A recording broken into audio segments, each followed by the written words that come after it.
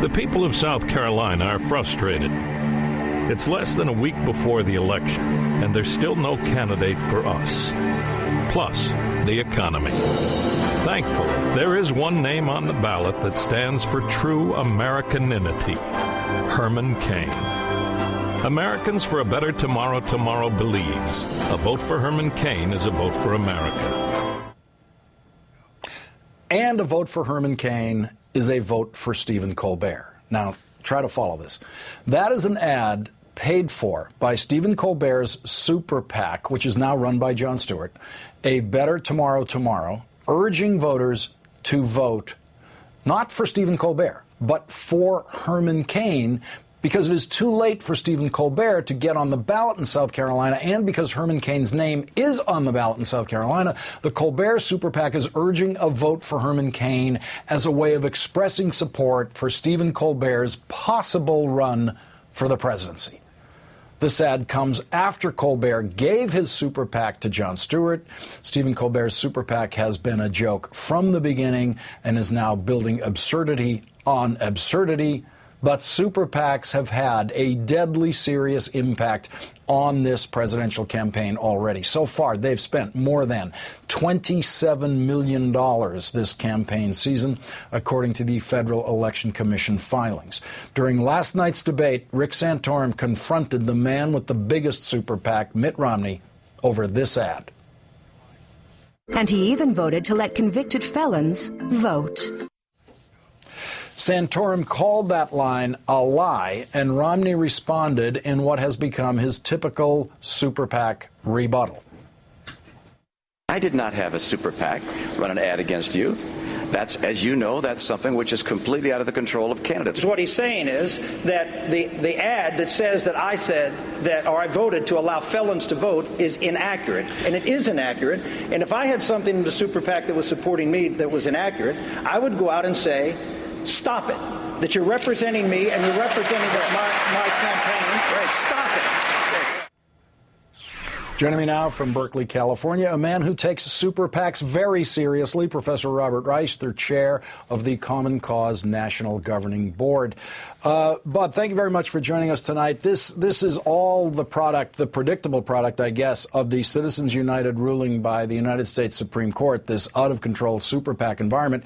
Do you think Stephen Colbert is helping by showing how crazy this has become, or is he letting people relax about it and thinking it's just kind of funny and turning it into something too light?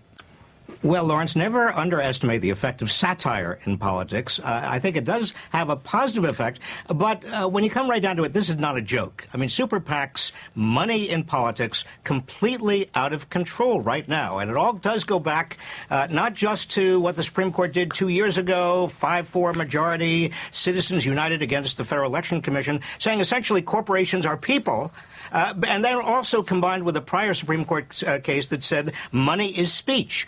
Well, if corporations are people and money is speech, the net effect is to open the floodgates to money in politics right now in a way that we haven't seen in this country for over 100 years. And given that we are also in a country right now where a very, very large percentage of total income and wealth is going to a smaller and smaller number of people in this country, they have an open invitation. And you've seen in the Republican primary, some have taken up that invitation to pour as much money as they want into these super PACs that are secret. I mean, right now, nobody knows who is actually putting the money where, and run a huge amount of negative advertising. Well, if you've seen it in the Republican primaries, wait till the general election. You ain't seen nothing yet. I mean, essentially, we're losing our democracy. I don't want to be overly dramatic about it, but that is the only thing that I can say. We have to take our democracy back, Lawrence. And Colbert has handed the PAC over to Stewart so he can say that Romney line, I have no control over this super PAC. I mean, he's doing everything that highlights what's wrong with these super PACs. Where do we begin to try to get control of this? When you talk about taking the country back, how would you begin that? Well, Common Cause, the organization of which I am chairman of the board, and other organizations, grassroots organizations, are now launching a citizens movement across the country to have states really use referenda, initiatives, instructions to Congress to get a constitutional amendment to reverse Citizens United, and also to make sure that money can be restricted in campaigns. We probably do need a constitutional amendment. That's the conclusion that many lawyers and constitutional experts have come to. The Supreme Court, unless we get a radically different Supreme Court soon, and we're probably not all that soon, the way to do it, the most direct way to do it, it's going to take some time, but the most direct way to do it is to have a constitutional amendment. Constitutional amendment takes a long time, but someone has to take that first step. Robert Reich, thank you very much for joining us tonight. Thanks, Lawrence.